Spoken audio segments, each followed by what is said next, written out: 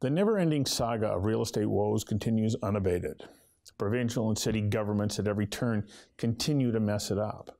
Home ownership and home rental is getting harder to acquire. At last estimate, the vacancy rate on rental properties was between 0.3 and 0.9%, making it next to impossible to get affordable rental housing. New homes are equally difficult to purchase, especially in the mid-range. That's a home with 3 bedrooms. Oh, and forget the idea of a new 3-bedroom and den. This is forcing a paradigm shift in thinking about what is a mid-range home. Density is another issue. We've built transit lines, and in many areas we've restricted density around stations that are underutilized because they're in areas that are zoned for single-family homes. There's a chorus of voices that cry out for more development. Property developers say they'd happily build it if only they could get through the stifling permit process. A permitting process that is slow and has fees that are an upward moving target. Fees that ensure the building of rental housing doesn't make sense.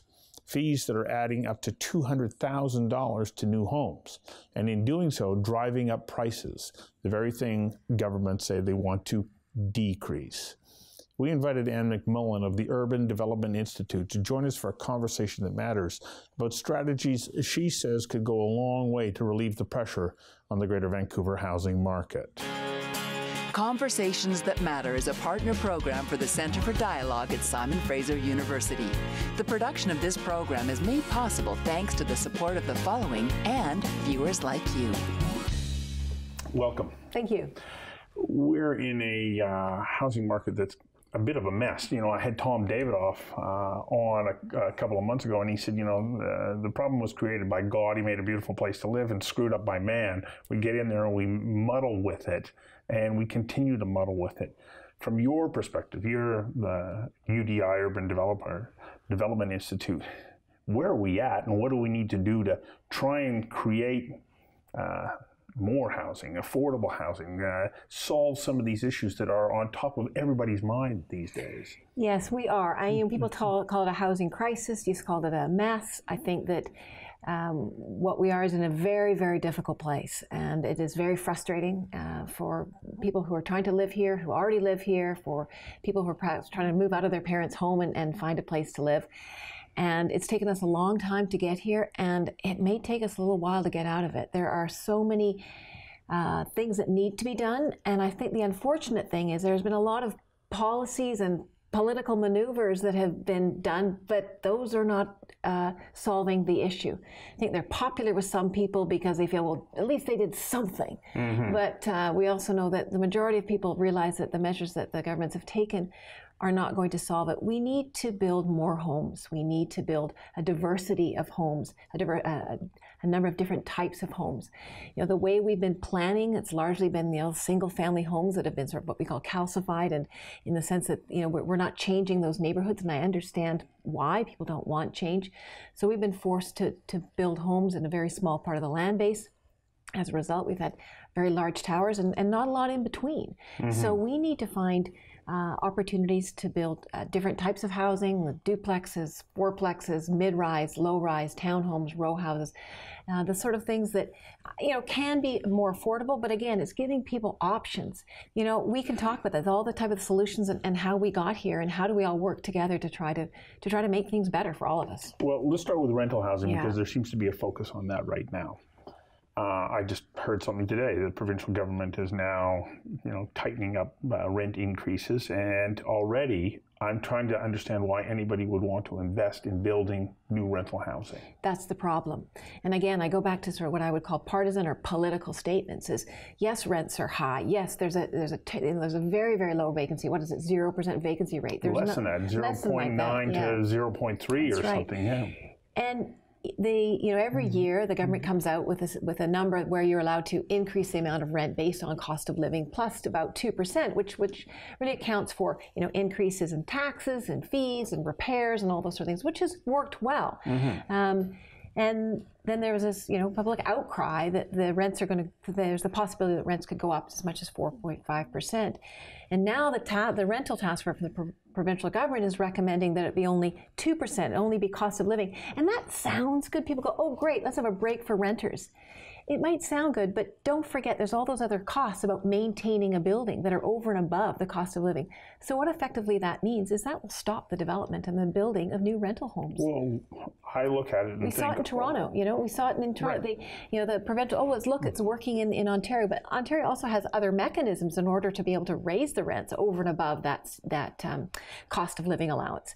And that's it. It just put the brakes on it in Ontario, and it will put the brakes on here. Already, we're starting to see developers or builders who are pulling back from building rental because of all the fees and charges and the time that it takes to build rental, and also even sometimes the community opposition. Mm-hmm. So we were already seeing money leave, and this is just, it's going to freeze it. I mean, there's going to be a big whooshing sound, and it's not good. I mean, I don't mean to laugh. It's just, it's frustrating.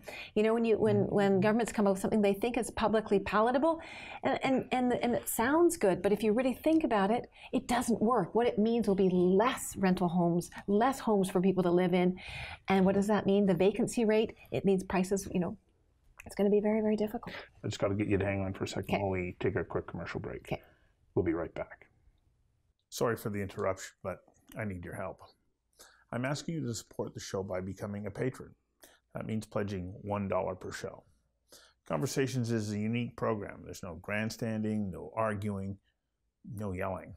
Instead, I sit down with people who have unique insights, specialized knowledge, and experiences that inform and enlighten. And we do this on an incredibly limited budget with a very small crew. Well, this is my office, and it's where I edit the show. And then once it's ready, we give it away. You know, so many different websites around the world are carrying this show, but they get it for free. They don't pay us. So I'm asking you to pledge $1 per show by going to patreon.com/conversations that matter. Thanks. We want to keep producing conversations, and with your help, we can. Now let's get back to the show. I can understand it from a government's perspective because they say, look at what we're doing for renters. There's far more potential renters who are voters than there are developers. Developers are a few. Sure. And so the developers don't carry with them the same number of votes. Right. And so they go, okay, well, big deal. So you get pinched. But the problem is human beings who, especially when you're investing your money in something, you're going to go, am I going to put it in this that's just going to sit there and stagnate because you're capping the increase in value on the property, so I'm not making the money there. You're telling me I barely can make enough money to cover my costs. Well, as a business decision, it's a bad decision. It is a bad decision. And as well, the NDP government has pledged 114,000 rental units over the next 10 years or something like that. They say 50% of them have got to come from the private sector in partnership with government. Why would you do that? You're not going to do that to lose money, you know. And I think people say, well, you know, it's time that people don't profit off of housing. Well, you know, I think that we have to recognize if you're going to invest and build rental homes for people to live in that are for rent, you're not going to do it for free unless the government invests. And sure, the government has a role to play, but you know, are we going to turn our entire housing industry into, you know, state housing? I don't think so. Well, we've seen what the result of that is in other jurisdictions. And it doesn't work. The housing is horrible. The quality goes down. And so that's what you're saying. You can vote. You know, yes, you can vote for this government because it's saying that it's looking after you. But what you're doing is you're effectively voting yourself out of a home. Right, because it's become so onerous. And then, you know, we talk about new home. Okay, well then let's increase the supply of new homes. But rental housing runs into the same challenge that new homes do. There seems to be shifting targets on what is and isn't allowable, what the fees are, the permitting process, and it's getting to the point where I believe there was a report that just came out that said that on an $800,000 condo, $200,000 of that is basically to pay for the fees on that one unit. That's right. In fact, it can be even higher when you look at fees, taxes, and other charges. It can be up to $300,000. You know, but we said on a $900,000 home, it was about $300,000 in fees, charges. And people say, well, you know, it comes out of the price of land. It doesn't. Not when we have a land base that is so constrained here in the Lower Mainland. So, you know, we've seen prices go up, and you know, the costs have gone up, the approval times have gone up.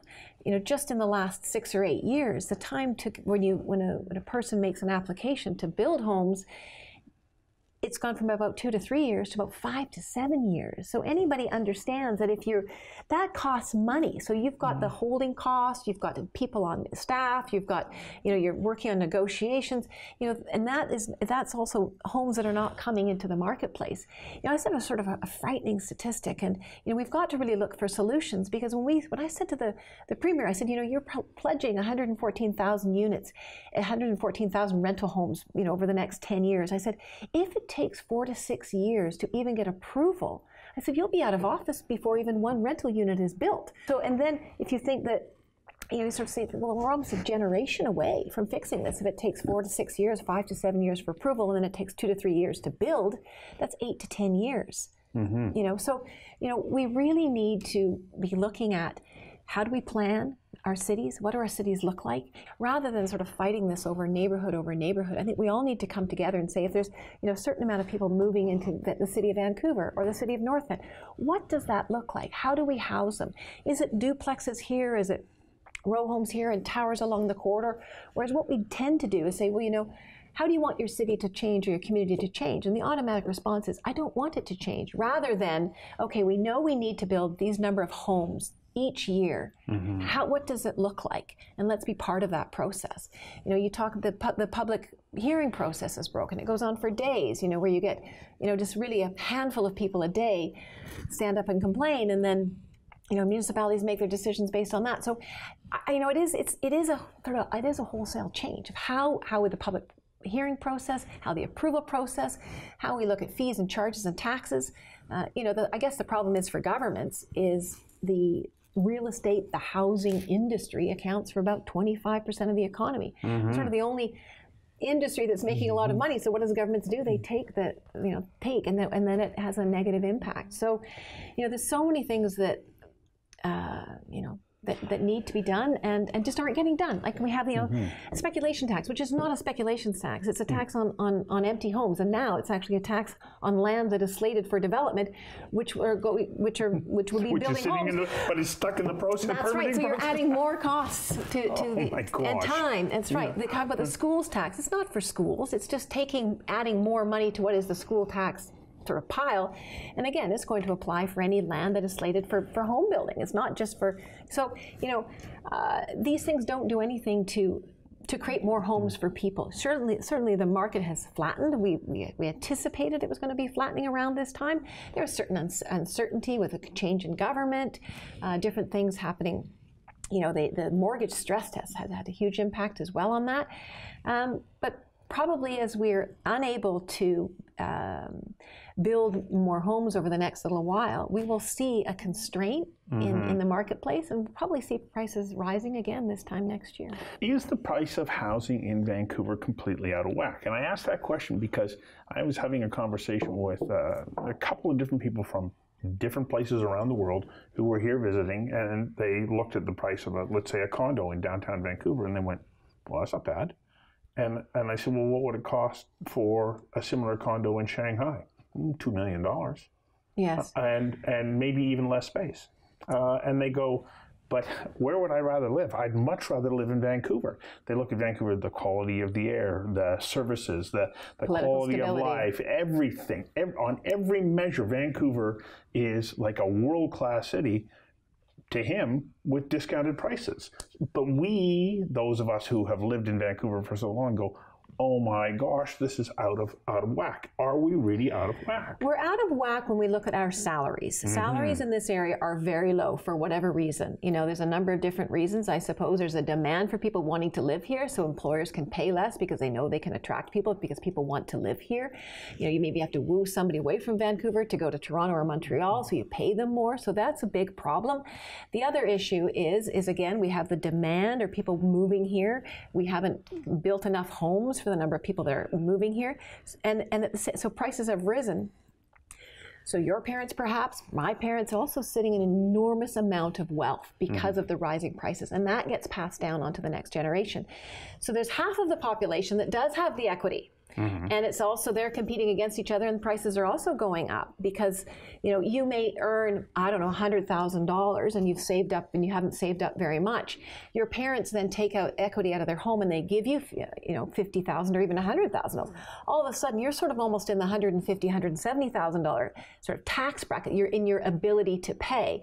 So again, that also adds to rising prices. So as an employer in a small business, the cost of housing is very important to me because I then have to say, well, how much can I afford to pay this person to do my work that I need to have done? Well, I can't afford that. My clients don't want to pay that rate. You know, I look at a similar business to mine that's operating in New York. Their fees are astronomical compared to mine because they're used to that. It's as though we have to have a wholesale shift around what we think the value of things is in Vancouver if it has to be in relationship to real estate. I agree. And again, you know, it does, so it is, like I said, out of whack based on salaries. And then it is also out of whack in that we have not been building enough homes for the amount of people that, you know, they say the ratio, what it should be is about 1.7, you know, I don't want to be too technical, but, you know, in the old days, I suppose a family unit probably consisted of, in a home was probably 2.5, maybe 3.5 people. Now the average home sort of is about 1.7 people, if you can say 1.7 of people. But so, you know, we're looking at 45,000 people moving here every year. We're only building 20,000 homes. It doesn't add up. So you're going to have, you know, people don't like to hear the word supply, so I'm not going to say that, but it is about building, you know, enough homes for the people that are moving here, and for downsizers, and for people that are moving out of their homes. So, you know, you've got a house formation, and that house formation changes. Like I said, perhaps the parents are downsizing, and then the children are wanting to move into their own homes, and then so you actually have that sort of a bigger families. Moving out, and then yet smaller units are being built. Right. So let's talk a little bit about the mix that's out there. Yeah. You know, you talk about the sort of the mid-range home. And what is it now? It's no longer 2 or 3 bedrooms plus a den. No. It's getting smaller and smaller. That's right. And so then how are we able to provide the kind of diversity of housing if people don't want to change neighborhoods and allow for a greater mix that's going to go into those very neighborhoods that could accommodate a different mix of housing? And that's the trouble. And if I had that answer, but it does come down to political leadership, I will say that. And the problem is, you know, we have municipal government. So we've got a federal government that comes up with an immigration policy. People move into the provinces, and they largely move into the 3 major cities in this country. And then it's our 23 municipalities in the Lower Mainland that are then expected to come up with the policies and the plans to house these people, to house the people that are moving here. And yet a fraction of the people vote for them, and municipal elections are razor thin. And so why would you, it's very difficult to make those big, bold decisions when there's a fear of being, being voted out of office. And so how do we change that? How do you create that kind of leadership that's needed? And like I said, perhaps it's not saying, you know, how do you want your neighborhood to change? It's the neighborhood is going to change. These are the number of homes that are going to be built in this area. What should it look like? And we don't have those conversations, and we have to, because otherwise this is just going to continue. Again, we've got 23 municipalities which are all planning for their own, without much of a regional. How do we look at this regionally? You know, our transportation plans are not connected. You know, our road plans aren't connected. You know, we have a system where we've got, you know, TransLink making decisions, but they report to the province, yet the municipalities have some say. You know, we're not, you know, we've got making these multi-billion-dollar investments. We should be having corresponding housing plans with these investments, right? Which doesn't make sense. And we're putting in transit corridors, but not building or allowing for the appropriate density along that very corridor. Exactly. So if you look at the Canada Line, for example, we knew well in advance of 2010 that it was going to go in. The City of Richmond made a plan, a land use plan. How are we going to build so that when the Canada Line is finished, we will have homes around it. We will create areas so that people can get in there. You know, don't have to use a car. It will be cheaper. That, you know, it's better for the environment. All those sort of things. Same thing with the line out, the Evergreen line out to Coquitlam. Right. They knew well in advance. They're planning around it. They've done a remarkable job out in Coquitlam to accommodate for the Evergreen line. What has Port Moody done? Not very much. Along the Canada Line, we're now, 2018? We're still building along the Canada Line in the city of Vancouver. 8 years later. Great stretches where it should have been done ages ago. There. You know, and it's also, you know, one block at a time or one building at a time is a rezoning. It should have been pre-zoned. This is what it's going to look like, and let's get it built, and let's, you know, we don't build. People don't want things done quickly. Well, they only want one building at a time. I understand that. However, what that does is reduce competition.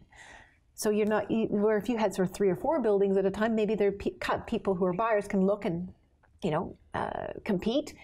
Whereas the way we do it, not only is it not enough homes in the overall, we're not bringing them in at the right time to create competition as well.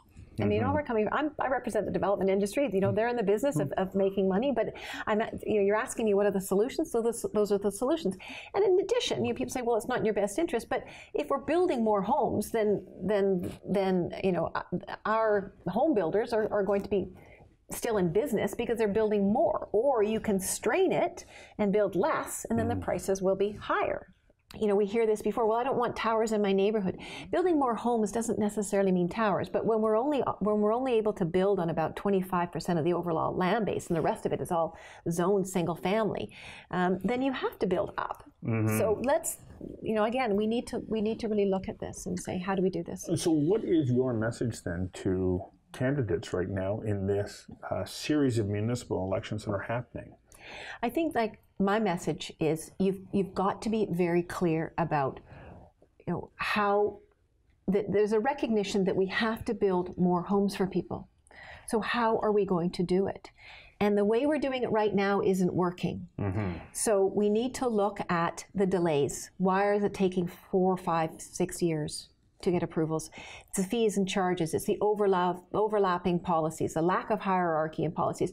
To go in the city of Vancouver, I don't have to keep picking on the city of Vancouver, but you have to go through 25 different steps to get approval. And sometimes by the time you get to the 23rd step and you've made all these changes to you know, get past the 23rd step and the 25th, then you go back to number 1. Well, you no longer comply, if you know what I mean, because you've made all these changes. Well, now that department doesn't like it. Oh, no. So then you're going around in circles. Now, the new general manager of planning recognizes this, and they're trying to bring about change. But again, it's difficult, and it does require political leadership. And I think that in some municipalities we've seen it, and in others I don't think we have. And you know, the city of Vancouver will always be more expensive. There will always be more demand. But I think that we can bring in rental housing. We can bring in rental homes. We can even have a mix of social housing. But we have to look at our land base. We have to look at our neighborhoods and say, what does that look like? And I'm not saying that everything is it doesn't even have to have a wholesale change. If you're able to, you know, build in more duplexes, row homes, townhomes, you can maintain the character and still bring in more homes for people to buy. And so what's your message to voters? Ask the tough questions about what is my community going to look like? And I would also say, how do they get involved? Well, and I think that that's a big part of it, because there have been voices that have been yelling from the sidelines and everybody else has remained quiet. And so therefore, you get the reaction that you get. That's right. I mean, my message is find a way to build more choice for British Columbians, more choice for people who live in Vancouver, more home choices, different options, a diversity of housing types, and we've got to move quickly. Thank you. And sharing your thoughts. Thank you. Pleasure.